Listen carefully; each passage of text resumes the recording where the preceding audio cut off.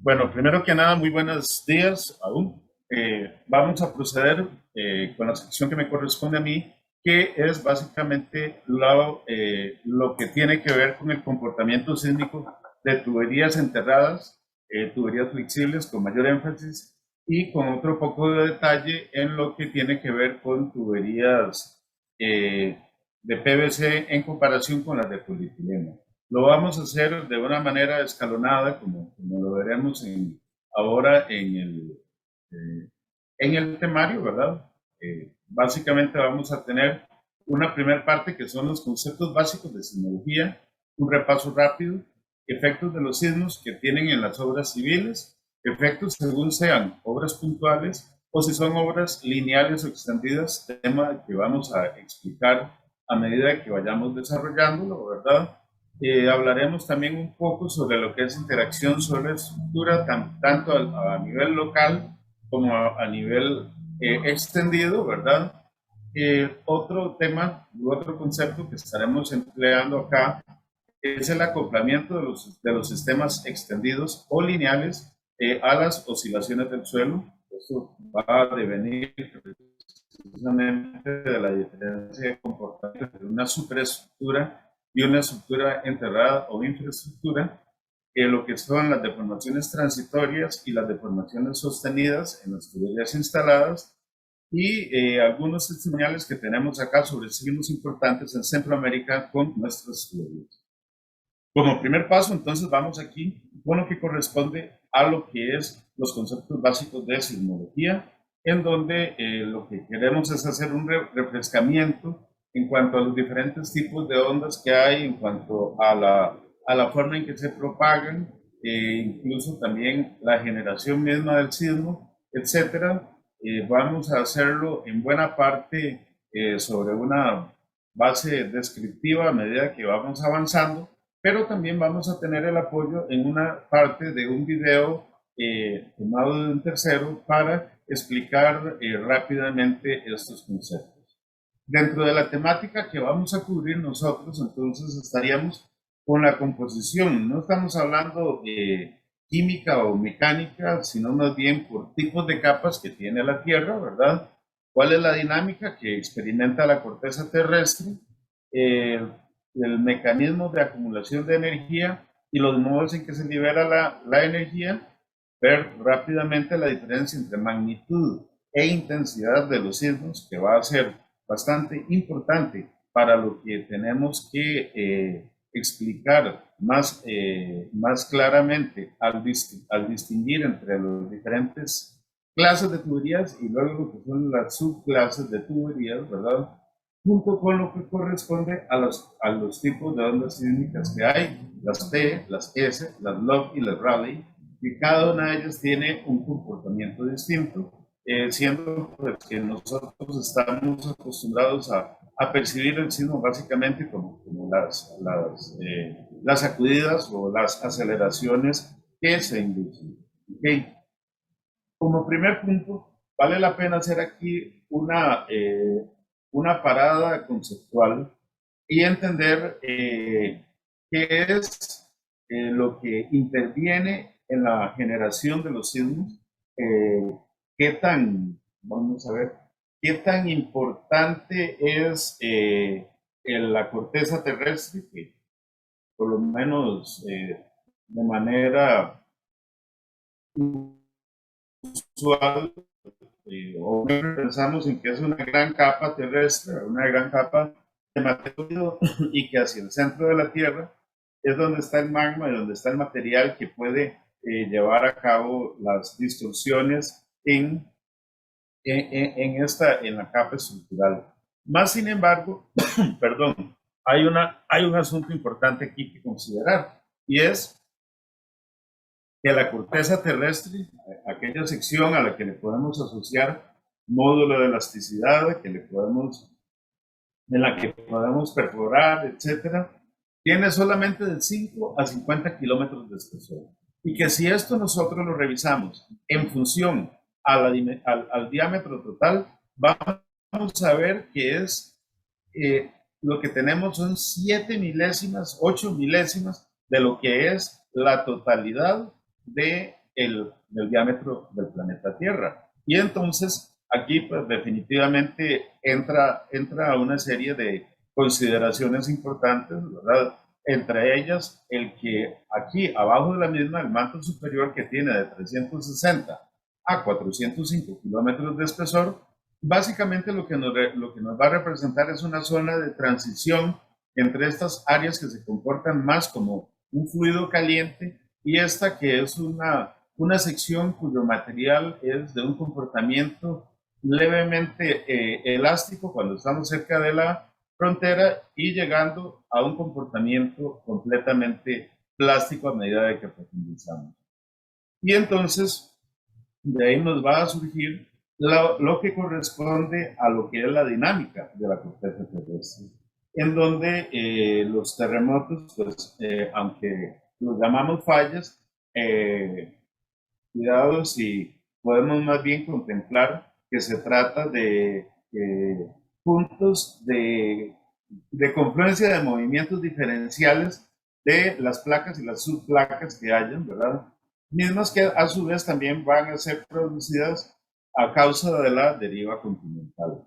En la deriva continental, así como los movimientos magmáticos, por medio de la fricción, nos van a producir estas situaciones, en donde el material que está emergiendo a causa de la diferencia térmica, también a causa de la excitación dinámica que produce el giro alrededor de su propio eje de materiales de diferentes consistencias y color y temperaturas, perdón, y comportamientos mecánicos, así como la traslación, van a hacer que esta masa trate de moverse contra la corteza.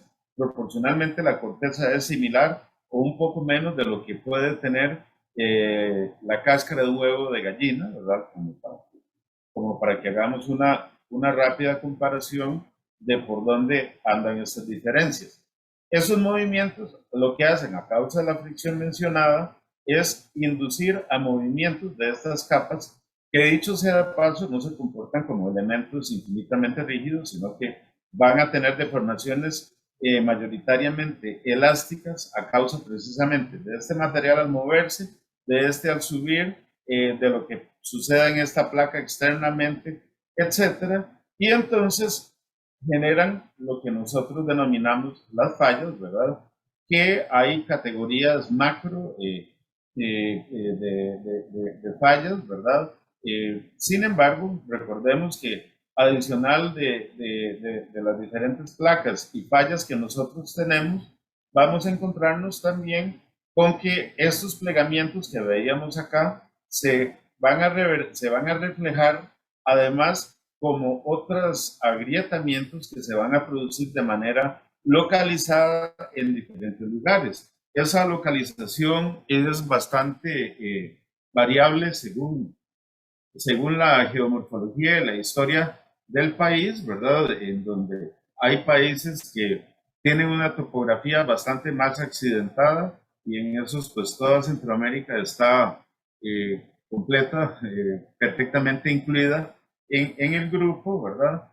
Y que en consecuencia pues presentan fallamientos múltiples, lo cual lleva a una posibilidad de fallas o a una dispersión de fallas por todo el territorio que en cualquier momento pueden presentarse. Y cuando se presentan, pues aparecen aquí algunos de los conceptos que muchas veces hemos estado revisando, ¿verdad? Y es, bueno, ¿qué magnitud puedo esperar o qué intensidad? Eh, Muchas veces son términos que el público en general tiende a confundir, pero que obviamente nosotros, gracias a nuestra formación, lo tenemos pues, bastante claro, sabiendo pues desde luego que la intensidad, la magnitud, perdón, empezamos por ahí, la magnitud se refiere a la cantidad de energía que se está liberando. Esa es única para el evento sísmico, aunque desde luego hay mediciones múltiples A veces un observatorio dice un dato, otro observatorio dice otro, pero ya esto es en el proceso de medida. Pero el valor absoluto de la magnitud es único para el sismo, independientemente de dónde lo estemos midiendo. Este parámetro, a su vez, sirve para contabilizar la energía que se liberó y también sirve ya para sismólogos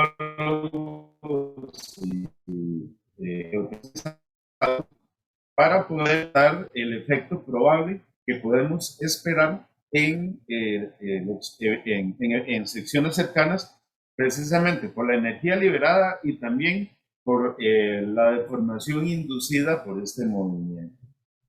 Recordemos que al fin y al cabo la fórmula de Richter en mucho lo que va a representar en cada uno de sus valores o sus números es un incremento de 10 a 1. Entonces, 7 en Richter significa 10 veces más energía liberada que la que sale en una de 6 en Richter, lo cual pues desde luego representa valores muy, muy importantes y desde luego, como muchos eventos en la vida, cuanto mayor es la magnitud, menor va a ser la probabilidad de ocurrencia. Y por ese motivo, pues nosotros nos podemos encontrar 1.000.000 de sismos con una magnitud que anda de 2 en Richter hacia abajo, ¿verdad? Pero nos encontramos uno solo, por lo menos como el de Chile, ¿verdad? Del año 1960. El de Alaska, el de Anchorage, el del año 64, son de los más fuertes que se han encontrado. Vale la pena señalar que en teoría alrededor de 10.35 o de 10.70 en adelante, la longitud de falla que se va a asociar con la magnitud puede llegar a ser tal que causaría ya un cataclismo, incluso daños, digamos, terminales hacia el planeta Tierra, ¿verdad? Sin embargo, tal y como lo vemos acá, la probabilidad de excedencia cae drásticamente a medida que aumentamos la magnitud esperada. Y a esto precisamente se amarra también cuando se habla en los códigos de diseño de cuáles son aquellas aceleraciones, aquellos sismos que debe poder soportar. Pero cuando se habla de un sismo no nos habla, mire, tiene que soportar un terremoto de magnitud 7.9 en Richter. No, lo que se habla es más bien de aceleraciones, ¿verdad? Por lo menos para lo que son superestructuras o estructuras por encima del terreno. En estas, lo más frecuente o el término más frecuente es el de la aceleración, ¿verdad? De acuerdo a ciertas características dinámicas que tenga el edificio, las cuales vamos a ver ahora más adelante, ¿verdad? Y estas aceleraciones a su vez también las podemos asimilar a Mercalli, ¿verdad? De determinar entonces cuando es imperceptible, cuando es sentido por algunas personas, esto es cuando es 2 en Mercalli, el 3 en leve es sentido por algunas personas dentro de edificios, no necesariamente en reposo, y así va subiendo, ¿verdad? Por ejemplo, cuando ya estamos en 7, las construcciones sufren un daño moderado, dependiendo de cómo la hayan construido, desde luego, ¿verdad? Destructivo cuando son daños considerables en estructuras y obviamente los códigos son más y más cuidadosos o más específicos, ¿verdad? Para establecer, bueno, si el daño que se puede esperar es un daño superficial, si es un daño reparable o ya casos muy severos que represente daño pero sin colapso de la estructura, ¿verdad? Estos son valores importantes y que nosotros precisamente los identificamos mediante las ondas PS, Love y Rayleigh, siendo P y S, como veremos en el video siguiente, ondas de cuerpo, y las Love y Rayleigh, ondas de superficie, que son las que más nos afectan. Con el término ondas de superficie a lo que nos referimos no es que son estrictamente en la superficie que van a estar, sino que son en las zonas cercanas a la superficie y que son las que influyen en las obras civiles en general. En estas, pues nosotros siempre tratamos lo que corresponde a lo que es la aceleración pico, que es este valor A que vemos, aunque desde luego se habla de lo que es aceleración efectiva, aceleración espectral, que es si lo relacionamos con las frecuencias, etcétera, y la frecuencia asociada precisamente a este vaivén en las diferentes composiciones de ondas, como veremos acá. Me avisan, por favor, si escuchen ahí. Un segundo.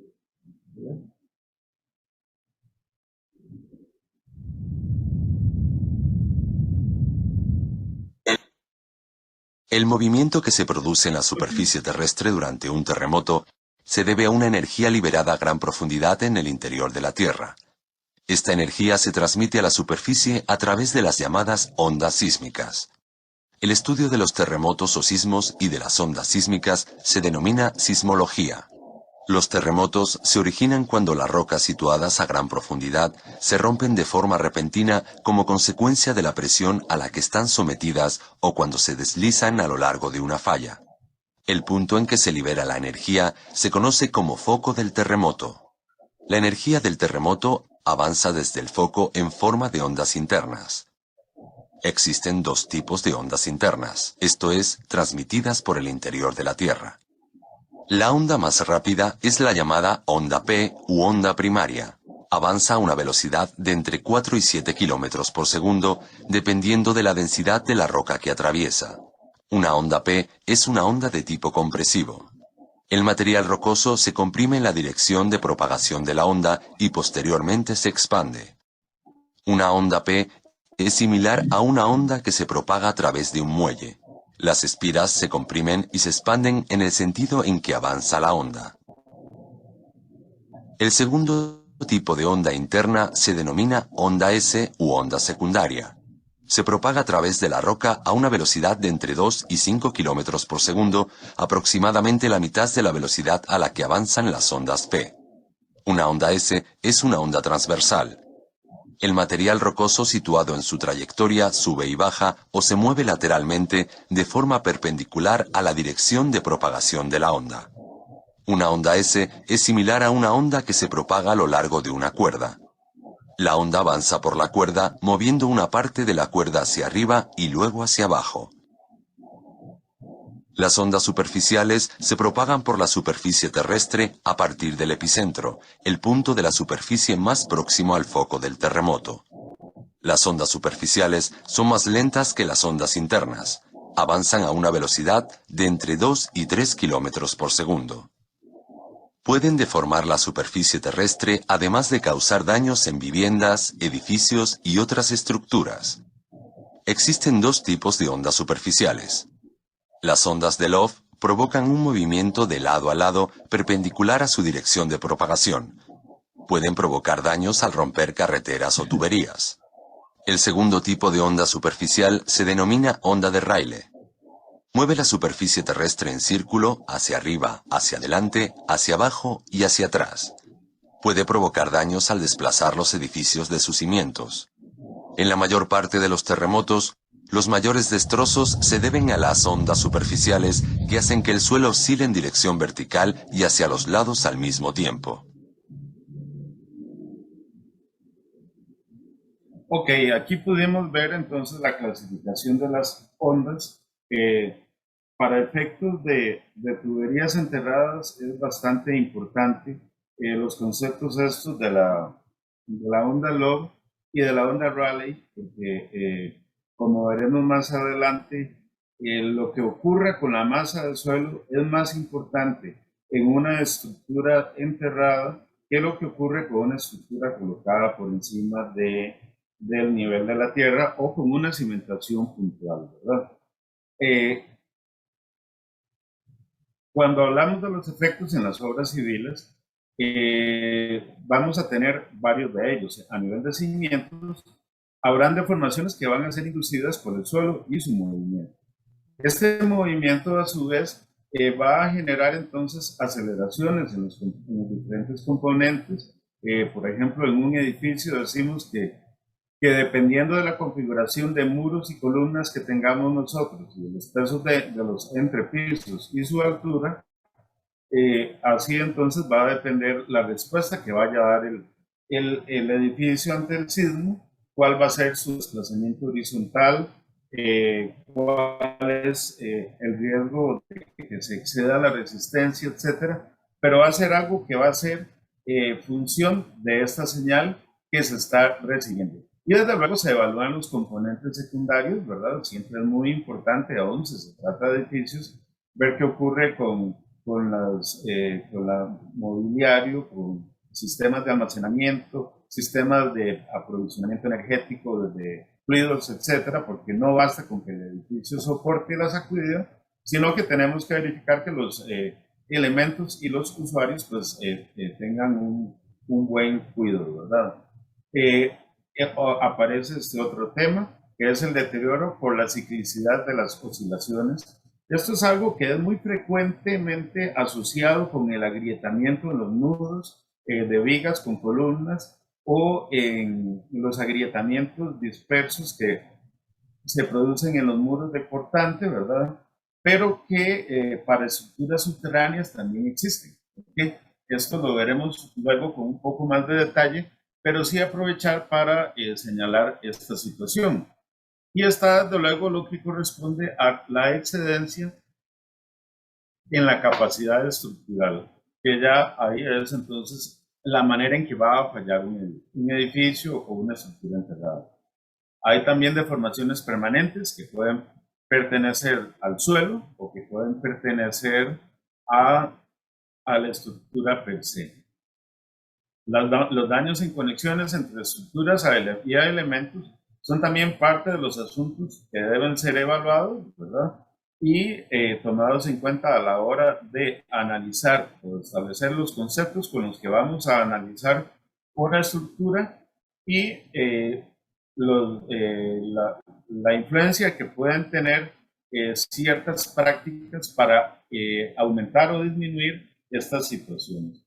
Como habíamos hablado, dependiendo de la duración del sismo, así se van atenuando las ondas sísmicas. Muy importante señalar, bastante importante, que esto que vemos acá, si este fuese un esquema de un punto cualquiera en la Tierra, si nosotros nos ponemos, aunque sea a 20 o 25 metros de distancia, este esquema va a ser muy diferente para el mismo tiempo.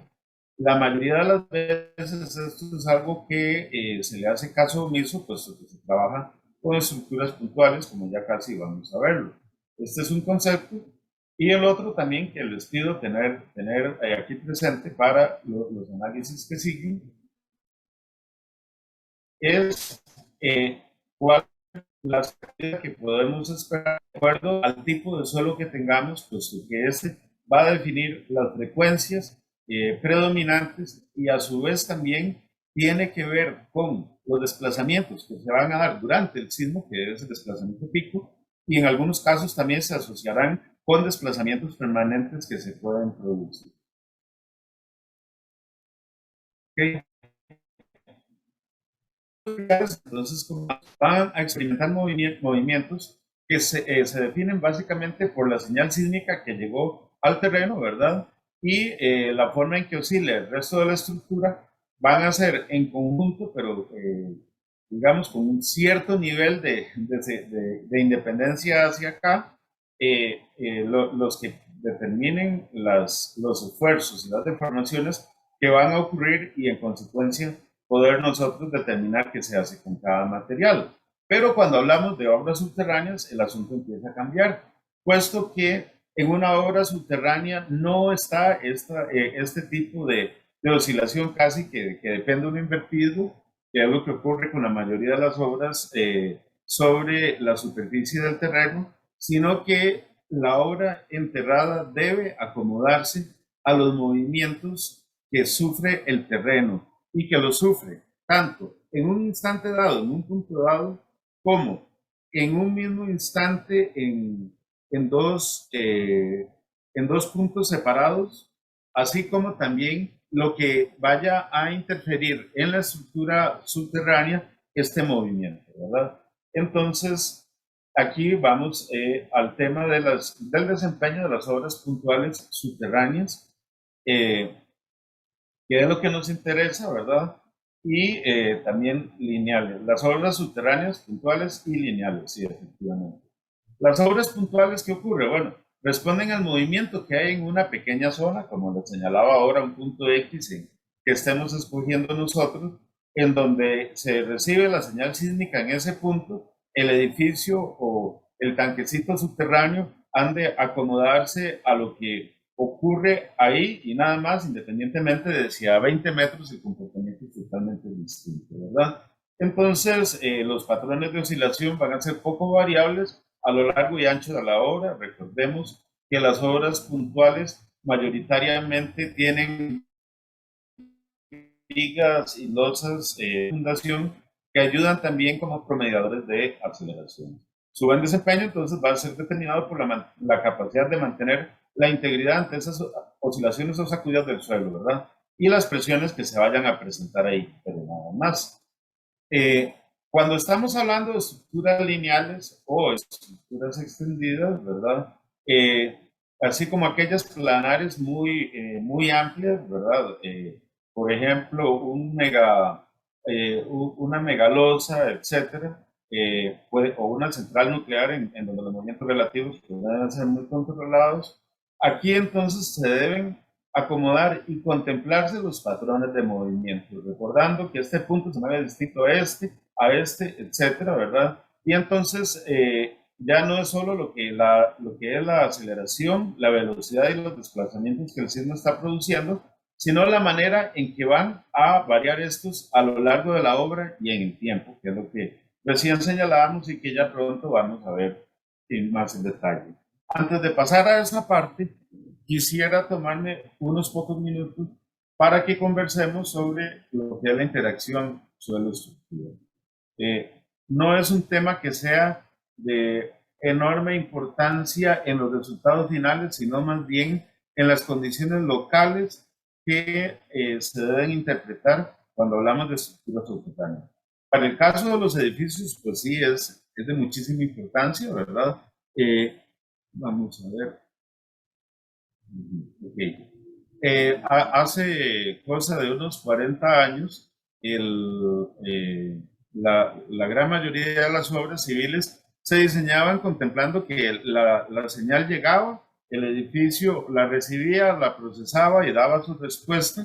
Se sabía de la existencia o del efecto de la interacción de la estructura con el suelo, que esto dependerá muchas veces de la rigidez que tenga la obra, de la masa que tenga, etcétera, y del tipo de suelo, lo cual puede llevar a valores menos conservadores en cuanto a la magnitud de la aceleración que aplicamos, pero también puede llevar a descubrir otras vulnerabilidades que puedan estar, ¿verdad? La razón por la que no se iba más allá era la limitación de las herramientas de cálculo. Hace 40 años apenas estaban gateando las computadoras XT, y pues, imagínense ustedes, ¿verdad? Y ahora pues sí es bastante más frecuente. Y este tipo de análisis o han ayudado más bien a tener diferencias significativas, sobre todo, como les decía al inicio, si hablamos de estructuras u obras tipo represa por gravedad, si estamos hablando de edificios de muros bastante rígidos, etc. Cuando estamos tratando con el caso que nos atañe acá, que sería el de las tuberías subterráneas, hay cierto paralelismo también a cuando estamos con el caso de estructuras con apoyos distanciados, puesto que así nos va a permitir ver no qué tanto disminuye, sino más bien qué tan susceptibles son las diferentes variables o qué tan de peso son las diferentes variables que se pueden dar, como por ejemplo lo que sería el desfase que vaya a haber de la onda sísmica al ir de un punto a otro, el efecto de desplazamientos remanentes que queden en la estructura o de deformaciones remanentes que vayamos a tener en nuestra estructura, y muy importante es cuando la estructura que tenemos, su capacidad de reacción, no es tan rápida como la de medio circundante. Para efectos de estructuras enterradas, esto es de enorme importancia. Bueno, esto es un resumen básicamente de lo que es el concepto de la interacción suelo-estructura, que en esencia lo podemos contemplar en que entra una señal sísmica, la cual va a tener un efecto sobre la edificación, pero a su vez esta va a tener un efecto sobre el suelo que le está mandando la señal sísmica y en consecuencia también sobre el comportamiento de ambos como un sistema, básicamente, digamos, es como tener dos matrices de rigidez con un jacobiano que las ensambla, una cosa por el estilo, ¿verdad? Y desde luego, a medida de que nosotros nos vamos yendo más y más puntualmente en este tipo de análisis, podemos encontrar, por ejemplo, como decía ahora el doctor Cáceres, los efectos que van a haber un análisis, haciendo un análisis de elementos finitos, los efectos que se pueden dar en determinados puntos de la estructura nuestra o del medio circundante y así tomar en cuenta o proceder con las prevenciones y las especificaciones constructivas que vayan a garantizar un buen resultado conociendo estos temas, ¿verdad? Ahora, entonces, ya viéndolo, esta parte, o habiendo visto la parte de sismicidad, viendo lo de propagación, la interacción suelo-tubo y las características de las ondas, ya podemos ir un poquito más profundamente a lo que es el acople de los sistemas lineales al movimiento del suelo, ¿verdad? Aquí vemos una gráfica de en elementos finitos también, en la cual se procede a analizar el efecto de la propagación de la onda sísmica, el acople o no acople que se pueda dar entre el material de la tubería que se está colocando y las características geométricas de la misma, que también es algo que será importante.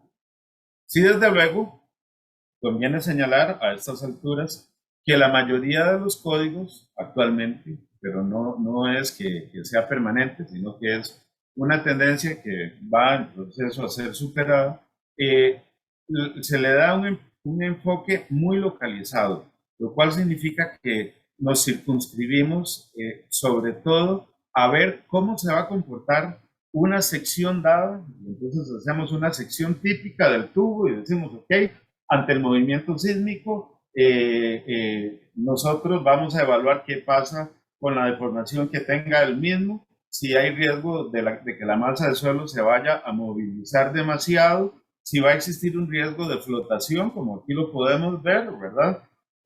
Etcétera, o de desestabilización de la base.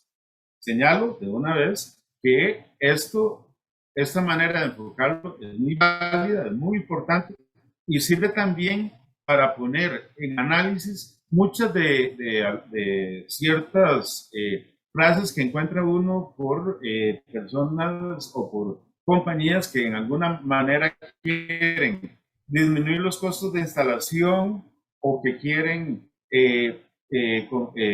obviar ciertas características del material, etcétera, para facilitar el desempeño, aduciendo ciertas características parciales que no son ciertas, ¿ok?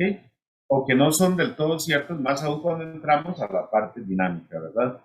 Y desde luego, pues que asociados a estos fenómenos cuantitativos, vamos a tener la parte cualitativa, que es la que nos ayuda a llevar del imaginario a la mesa de dibujo o de diseño, y es precisamente el comportamiento que vamos a tener nosotros de acuerdo a ¿cómo se llama? A las características del material que haya alrededor del tubo. Entonces, por ejemplo, el riesgo de una deformación puntual de la tubería, que no va a ser solo la típica deformación anular simétrica con la que generalmente pensamos, va a depender en muchísima medida, en enorme medida más bien, de las características del material que nosotros estemos poniendo, ¿ok? Y que en consecuencia va a hacer que hayan ciertas características, como decía ahora el ingeniero Castillo, del material que podemos poner alrededor, deban ser analizadas cuando se trata de una zona sísmica. Muy rápidamente, para no perdernos, ¿verdad? Porque ahora vamos a ir más profundo en la parte localizada, recordemos el asunto del acoplamiento de los sistemas lineales a las oscilaciones del suelo. Esto lo digo rápidamente porque no quiero que luego al retomar la parte de comportamiento extendido se nos haya quedado sin decir esto que aquí les señalo. Básicamente, entonces, recordemos que por la apabulladora mayoría que hay de masa participante del suelo alrededor de un tubo, pues en mucho lo que le toca al tubo es obedecer, ¿verdad?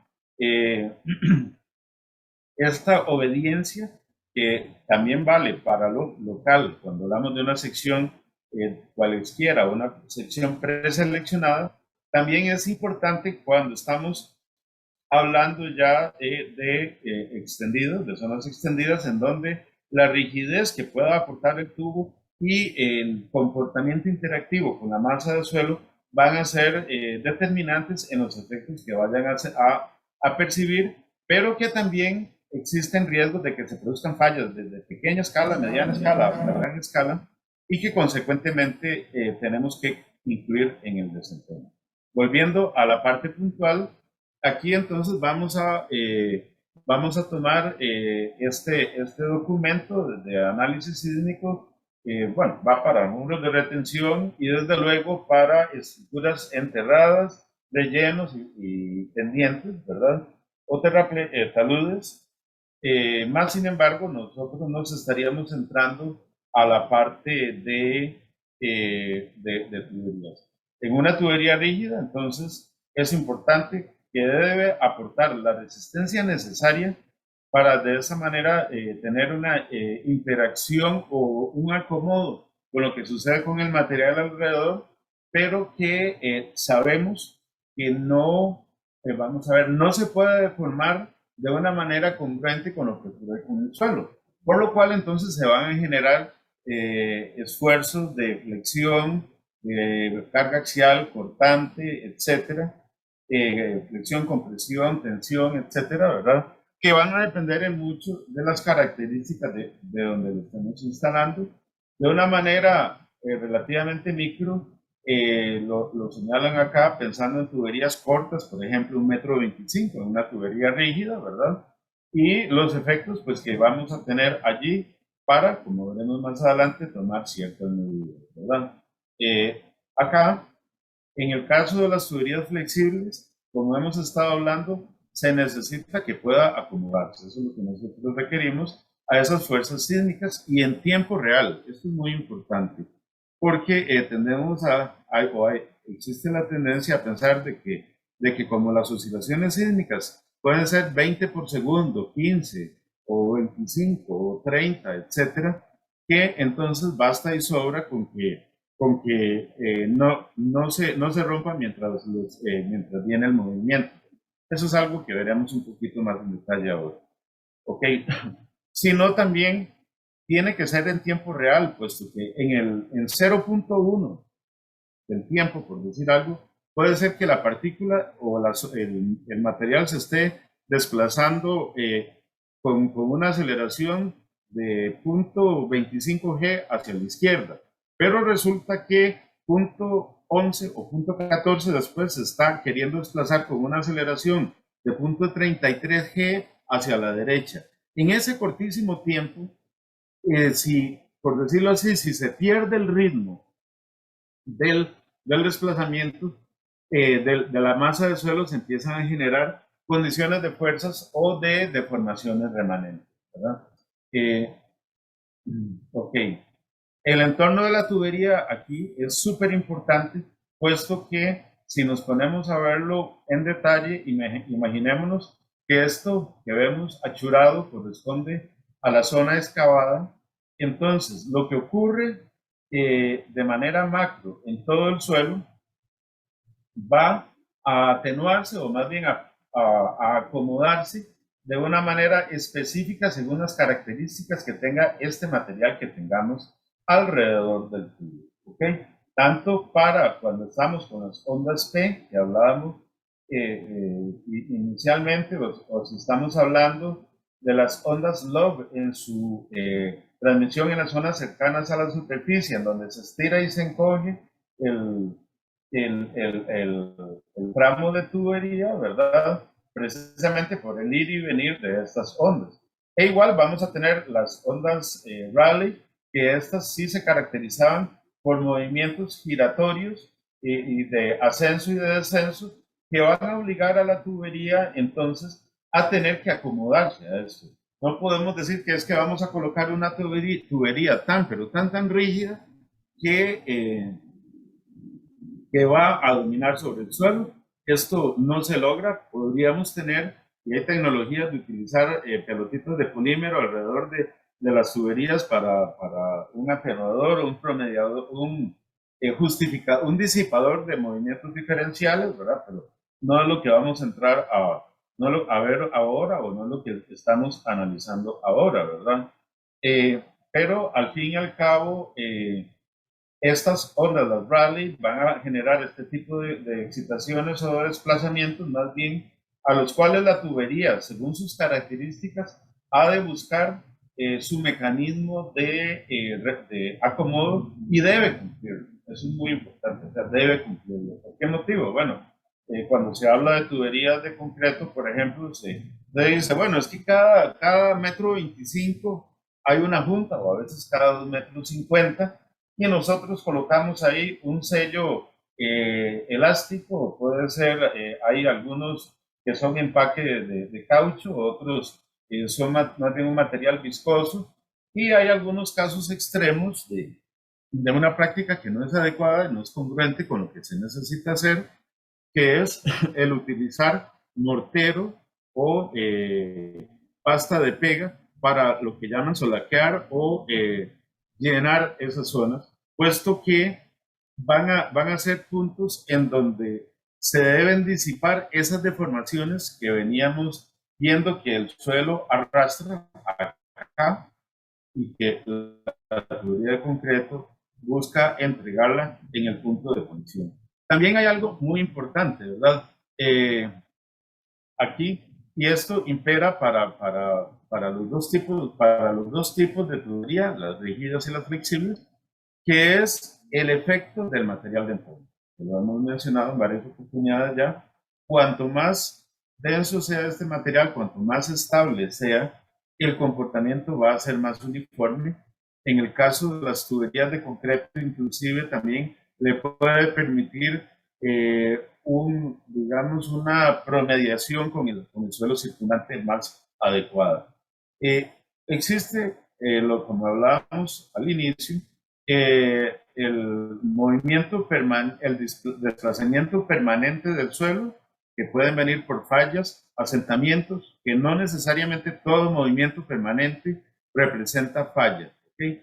O va a representar la inutilización del sistema, sino que dependiendo de la magnitud que éste tenga y su dispersión puede seguir siendo funcional. E inclusive muchos de estos son extendidos y muy frecuentes en un sistema de tuberías, pero que por no exceder cierto parámetro se siguen considerando útiles las tuberías donde están.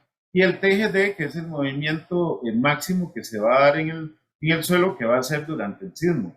El tema de la adecuada selección de este material es el que nos puede separar de que algo que pueda ser un TGD solventable vaya a convertirse en situaciones que más bien vaya a tener consecuencias no deseadas sobre el desempeño de la tubería y que se conviertan a la larga en un PGD.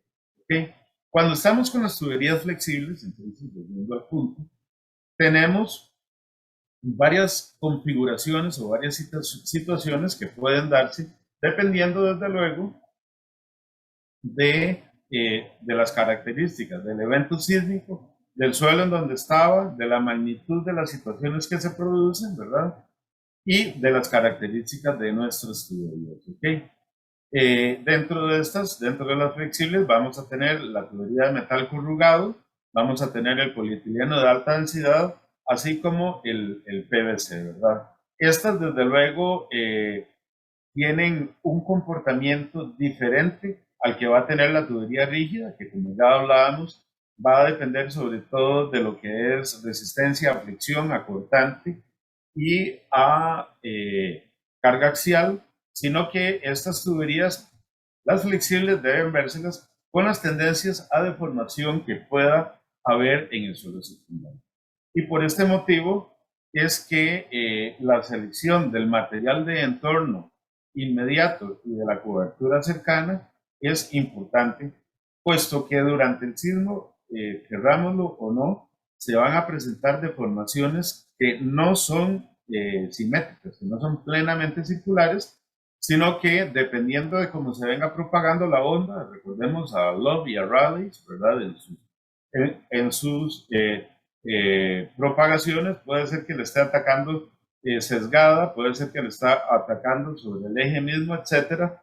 Va a estar sujeto a deformaciones que no están contempladas en el momento en que nosotros hacemos el diseño, por ejemplo, por los límites de comportamiento que por ejemplo, preguntaba una compañera hace un rato, de qué se hace cuando se conocen las cargas. Bueno, cuando conocemos las cargas y sus magnitudes, nosotros o el diseñador lo que hace es verificar cuál es la deformación anular, que señalaba Francisco Castillo, ¿verdad? Cuál va a ser el factor de seguridad ante la compresión de la pared y cuál va a ser el factor de seguridad ante el ovalamiento o el buckling, que es lo que vemos acá. Eso para la condición vertical, de la cual tenemos un registro o tenemos una confiabilidad estadística muy alta de que es tal cual lo estamos enfrentando. Más sin embargo, ocurre que durante el evento sísmico es totalmente aleatorio, estocástico, es más bien algo estocástica la manera en que se va a deformar. Y por ese motivo hay ciertos valores establecidos, por ejemplo, por Ashton, el LRFD, para poder tener claridad que dependiendo de la flexibilidad que tenga el tubo durante su proceso de instalación, etcétera, y las características de este material circundante, las aceleraciones, deformaciones y velocidades que se van a presentar aquí estén dentro de un rango que sea controlable, ¿verdad? Desde luego, siempre es importante tener un pie en un lado y el otro pie en el otro lado y ambos bien puestos.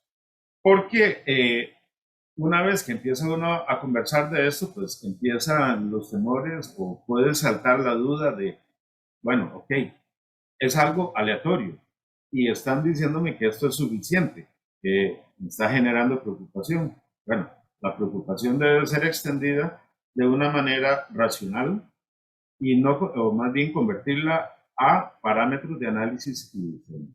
Al igual que existe ese comportamiento aleatorio de la deformación anular del tubo en cuanto a su magnitud y a su dirección, en cuanto a si es vertical, si va a estar inclinado el eje de mayor deformación, etcétera.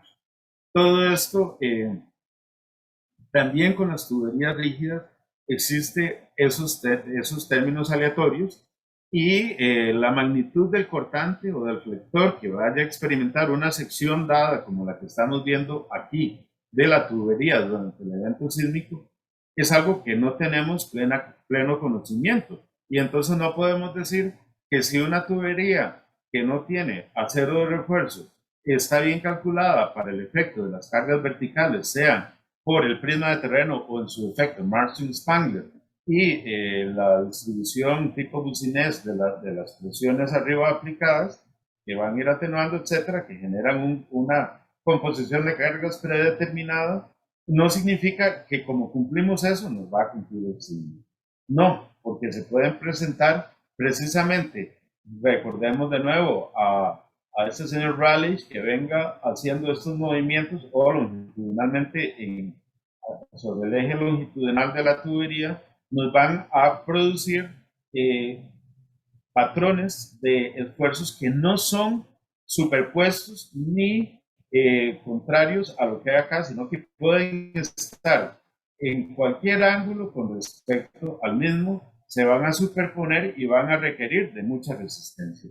Y es ahí entonces donde nosotros nos vamos a encontrar con las condiciones de que si es en una zona sísmica, este documento del que les estoy tratando definitivamente no recomienda el uso de tuberías de concreto no reforzadas, tanto por lo que ocurre acá a nivel puntual e inmediato, ¿verdad? Como lo que puede suceder a lo largo de la tubería con este tipo de agrietamientos, mismos que en buena medida vienen de estas situaciones que se producen, ¿verdad? Entonces, una tubería puede estar girando un ángulo dado, la otra puede estar con tendencia a subir o a bajar, ¿verdad? Y también puede suceder que se estén dando movimientos o deformaciones de carácter permanente. Recordemos que la capacidad para deformaciones unitarias del concreto es realmente muy, muy baja si la comparamos con lo que el suelo puede experimentar o lo que una tubería flexible puede aportar. Además, hemos de sumar que están estas zonas, que es la espiga y la campana. La espiga en prácticamente todas las tuberías de concreto incluye una disminución en el espesor, así como también una discontinuidad, pues que hay algunas que lo que traen es una muesca para alojar un empaque tipo O-ring. Aún en esos, pues está generando una discontinuidad que es un punto, que no necesariamente es un punto de falla, sino que es un punto de atención a la hora de diseñar, fabricar e instalar la tubería. ¿Ok? Siendo esta entonces la contraparte a esto que hablamos.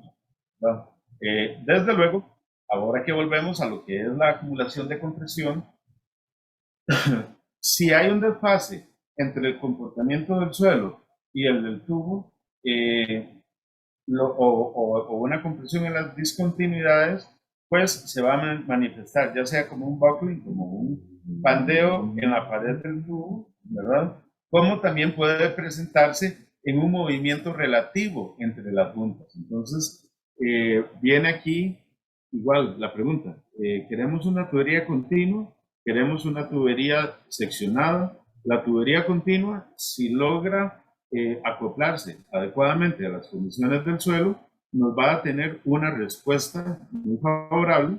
Si la tubería no lo puede hacer, se van a producir desfases que de alguna manera se van a reflejar. O si la tubería es discontinua y tenemos uniones mecánicas, bueno, la seguridad de que esas uniones mecánicas van a regresar al punto deseado y que la tubería también pueda hacer su estira y encoge lo más cercano a lo que el suelo alrededor de ella le esté solicitando. ¿Ok? Y entonces, aquí entramos a esta parte que corresponde al detalle del acoplamiento, ¿verdad? Como hemos hablado, bueno, hay una serie de parámetros con los cuales nosotros podemos identificar en un modelo matemático, un modelo de elementos finitos o un modelo infinitesimal, sea cual sea el que nosotros escojamos, ¿verdad? Pero sí tener siempre presente, y esto va para las rígidas y para las flexibles, que los esfuerzos o deformaciones que se van a generar durante el sismo van a disminuir la capacidad que tengamos disponible para otras solicitaciones, o dicho de una manera más bien más clara, se deben complementar o hay que asegurarnos de que la suma de ellos no exceda con lo que ya vamos a tener de las deformaciones de las solicitaciones existentes. El efecto de los requerimientos de D-load para una tubería de concreto o los requerimientos por deformación o compresión de pared que tenemos para una flexible bajo condiciones estáticas se van a sumar con aquellas que van a aparecer durante el sismo. No es que durante el sismo se desconectan las otras, ¿verdad? Y aquí viene un asunto bastante importante. Aquí decimos, bueno, ok, pero como es una tubería flexible, entonces se va a acomodar a lo que el suelo diga. No necesariamente. Recordemos que la onda sísmica va a propagándose a lo largo y a través del eje de la tubería, ¿verdad? En diferentes proporciones, y que en consecuencia, eh, si el tubo es de un material que no logra incorporarse o asociarse rápidamente con lo que pasa en el suelo, se van a producir deformaciones remanentes. Estas deformaciones se pueden manifestar como un desfase de la tubería con el material que esté entre sus refuerzos estructurales y el material afuera, o de deformaciones remanentes que quedan dentro del cuerpo del tubo. ¿Okay? Y entonces aquí rápidamente les hacemos este señalamiento en cuanto a los módulos de elasticidad que se encuentran en la mayoría de los suelos. Tenemos cuando son suelos de flojos a blandos, el valor que nos marcamos aquí en gris anda en la frontera con el módulo de elasticidad del polietileno de alta densidad. Y este en azul corresponde más bien al que estaba asociado a las tuberías de PVC. Con lo cual, entonces, vemos que tienen un comportamiento más afín, en cuanto al módulo de elasticidad, que es el que les va a decir el acople inmediato o a corto plazo, o a muy corto plazo, perdón, en tiempo real sería la palabra correcta, que pueda tener con el suelo alrededor. ¿Y cuál es el suelo alrededor? Bueno, recordemos que durante los sismos queremos controlar esto y en consecuencia, para controlar eso, la mejor manera es estar en esta zona de tipos de material. ¿Okay? Por otro lado, entonces, haremos acá, empecemos a hacer un resumen de esta sección porque todavía nos queda otras partes que ver, que es la rigidez anular, módulo de elasticidad y cedencia plástica como tres variables importantes que están dentro de las características del material de un tubo y del tubo per se. Esta es importante, desde luego, tiene un valor constructivo y también es importante la que esté disponible durante el evento sísmico. Recordemos el tercer círculo que pusimos acá, que es la cedencia. Si el material tiene mucha cedencia, la rigidez disponible o remanente, dada la cedencia que haya tenido el material, si la cedencia es alta, pues vamos a tener menos rigidez para ese momento, que no es la misma que la que hay en el momento de instalar. Las condiciones del medio circundante, entonces señalan acá, tienen una importancia altísima, ¿verdad? Y en consecuencia, pues, más que rigidez anular, debemos hablar aquí de la interacción que hay con el medio circundante. ¿Okay? Y entonces, por más rigidez que tengamos, podemos tener una rigidez A o una 3A o una 4A, que cuando la comparamos con las características del suelo circundante, vamos a ver que siempre son una fracción. De tal suerte que es esta a una de las que más importancia hemos de darle. Ahora viene el tema del módulo de elasticidad, que como veníamos hablando, ¿verdad? Este es el que va a definir la prontitud o la facilidad con que se puede acomodar a lo que sucede con el material que le circunda. Y cuando hay cercanía en los valores del módulo de elasticidad, por decirlo así, hay un acople más voluntario entre la propagación de las ondas sísmicas y la recuperación que pueda tener. Puesto que si el material se afloja mucho, pero después no regresa, pues estamos perdiendo, ¿verdad? Si es muy bajo y diferente del suelo, entonces vamos a tener acumulación de deformaciones unitarias que se manifiestan aproximadamente como esto que vemos acá, o que se pueden presentar también de manera anular. Y esto pues también es incidido por la cedencia, por eso les mezclé los dos puntos. Y salimos entonces aquí de pensar solo en el tubo, y ahora vamos a lo que es el suelo y las propiedades del tubo, junto con el entrave del tubo, con el medio, y la propagación y deformación sostenibles. Entonces, ¿qué sucede? Bueno, aquí sí, en conjunto van a definir la magnitud y la tipología que tengamos en la deformación que se presente. Si va a ser un óvalo, si va a tener una forma de semiameba, de pera, etcétera. Todo esto va a depender de estas condiciones y en consecuencia los esfuerzos localizados que se puedan dar en la pared del tubo también van a estar en función de esa condición.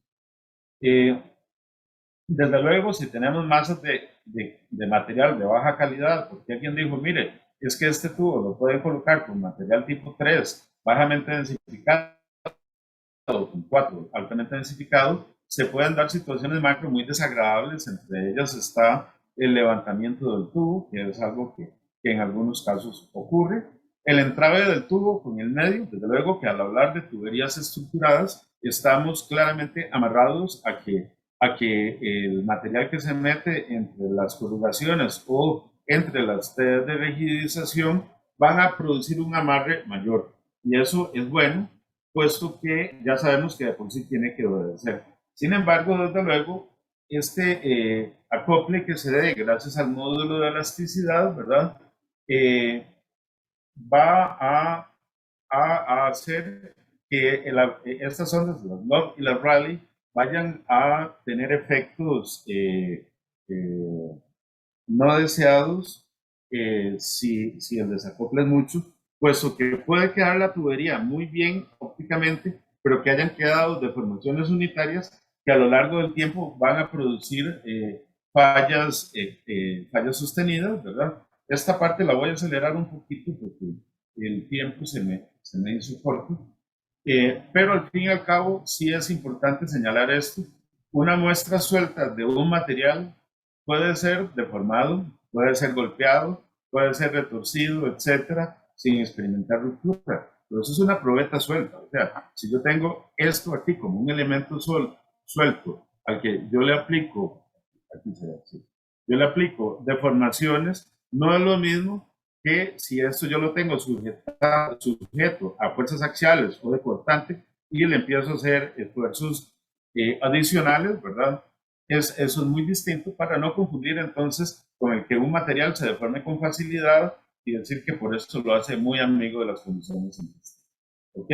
De hecho, hay que recordar que durante el evento sísmico todo esto que vemos en estos dibujos se va a producir y también existen incluso tendencias de movimiento de la masa del suelo que está alrededor del tubo o bien inclusive movimiento de las masas de agua que van a generar presiones adicionales que han de ser consideradas.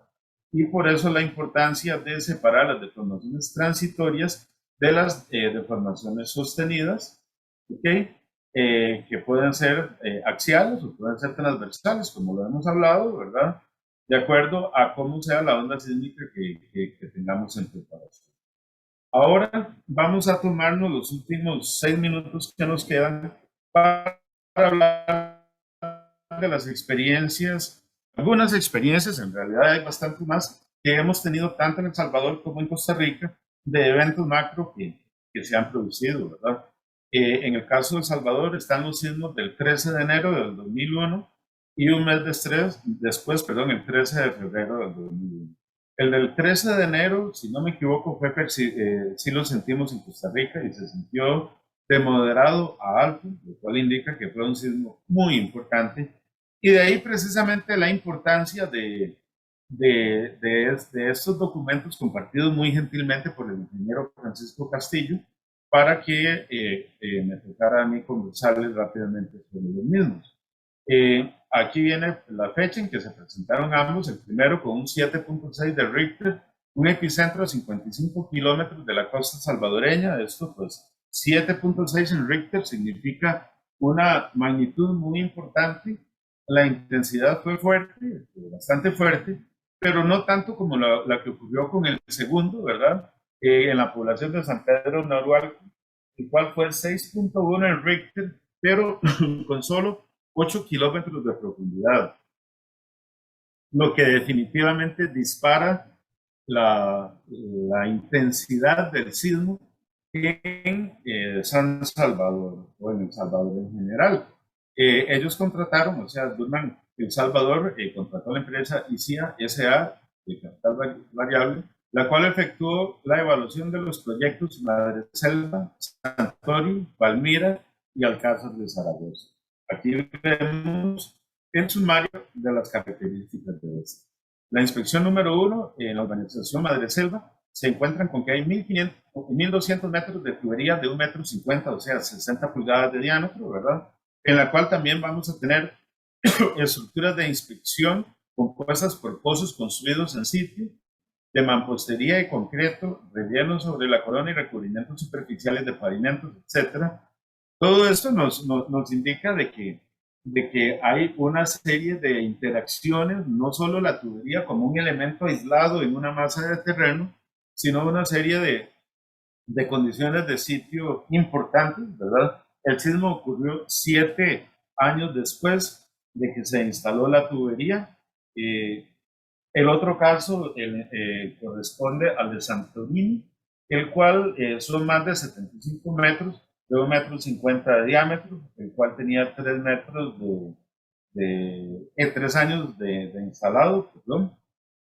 El tercero corresponde a Residencial Palmira, también más de 1,500, más de 75 metros en 1,50 m de diámetro y con 5 años de haber sido instalado. Todos estos ya todo lo que corresponde a la acumulación completa de las cargas permanentes, etcétera, ya se había dado, ¿verdad? Entonces ya estaba en una condición importante de exigencia. Igual ocurre con este otro, el de Residencial Alcázar de Zaragoza, que son 500 metros de longitud con diferentes diámetros. La conclusión es pareja para todos los encontrados, ¿verdad? Y es que posterior a estas evaluaciones se encontró que dice así, se pudo evidenciar que estas tuberías tuvieron un buen desempeño luego de los sismos del 13 de enero y 13 de febrero del 2001.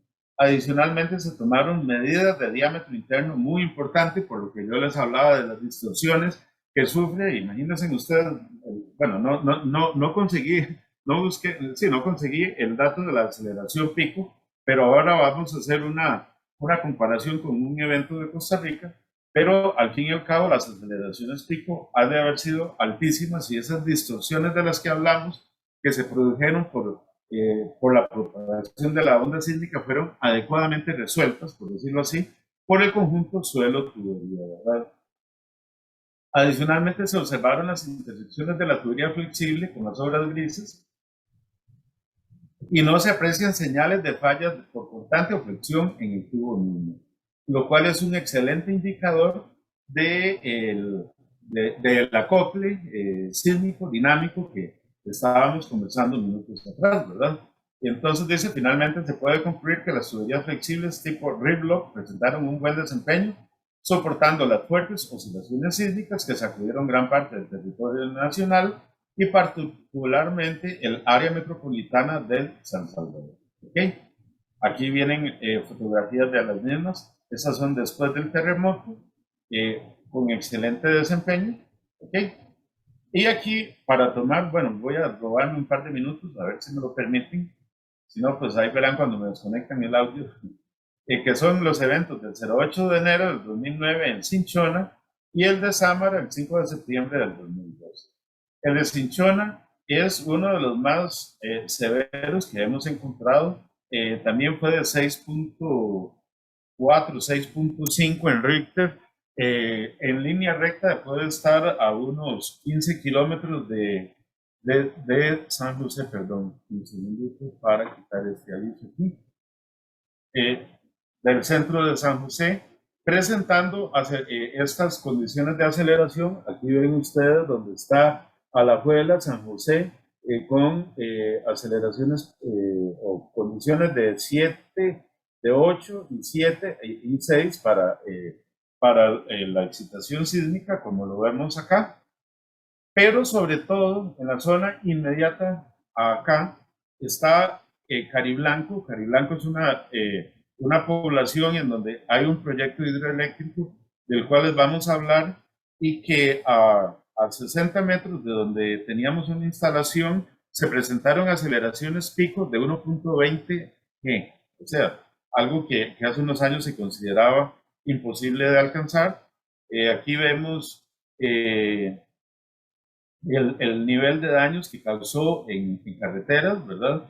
Aquí vemos esta parte, aquí, lamentablemente, a pesar de que vamos a ver, aquí está, a pesar de que en esta zona había una tubería Rim Steel instalada y que la misma no sufrió daños que la inutilizaran, fue necesario removerla, puesto que aquí lo que hubo fue una avalancha. Nosotros hicimos recorrido posterior al sismo y estaba en buen estado, mas no dejaban entrar precisamente por la condición de avalancha, y ese 1.2 de G, o 1.1, 1.2 de G, que se produjo acá y que llevó a consecuencias como estas otras que vemos acá, ¿verdad? Fue un terremoto verdaderamente devastador. La tubería, aquí teníamos estas obras. Del año 94 había 1.400 metros lineales instalados de 700 milímetros en Toro 2. ¿Dónde queda Toro 2? Bueno, Toro 2 y antes. Aquí está Toro Amarillo. Aquí fue el epicentro. Aquí es Toro Amarillo. Toro 2 queda en esta zona, llegando a Toro Amarillo, ¿verdad? Y también está el volcán Poás, etcétera, que ahí tenemos proyectos. Obras varias en el proyecto hidroeléctrico Cariblanco, que es donde fue especialmente severo. Luego la descarga en la casa de máquinas, que es la que les dije de la avalancha, y el relleno sanitario en los mangos de Alajuela, el cual había sido colocado en el año 1997, tiene una altura de relleno de 10.50 metros, no tiene acero de refuerzo y es de 1.500 milímetros de diámetro, o sea, es rim block autoflotante, no es rim steel. De tal manera, pues que ahí vemos esa situación. Este otro es el otro terremoto, 7.6 en Richter, el segundo más fuerte percibido en Costa Rica, después del de Limón del año 91, que produjo aceleraciones pico muy importantes en muchas zonas, muy especialmente aquí en el lago de Cote, que comunica con el lago de Arenal, en donde desde el año 2000 está instalada una tubería, esta que vemos acá, que toma parte de las aguas del lago, de la laguna Cote, para llevarlas a una central hidroeléctrica donde se genera energía para el sistema interconectado nacional, y el agua es entregada a la laguna de Arenal. Es una zona, como pueden ver ustedes, por demás muy montañosa, y de la cual pues no podemos hacer recorrido por una razón sencilla. El propósito de esto que ven ustedes era que una vez que se terminara la obra pudiesen haber derrumbes controlados o diseminados a lo largo del tiempo, y que la tubería siguiese siendo funcional. Y en consecuencia, logrando este señor a hacer una inspección, es parte del trecho inicial donde está la tubería. Pero aquí está la laguna, con la tubería saliendo de ahí hacia el lago y en perfectas condiciones de funcionamiento. Esto sería, y me disculpan por los 5 minutos que les he tomado. Gracias.